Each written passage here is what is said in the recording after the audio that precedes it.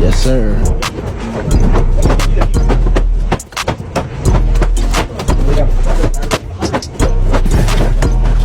Let's get some more stuff. Come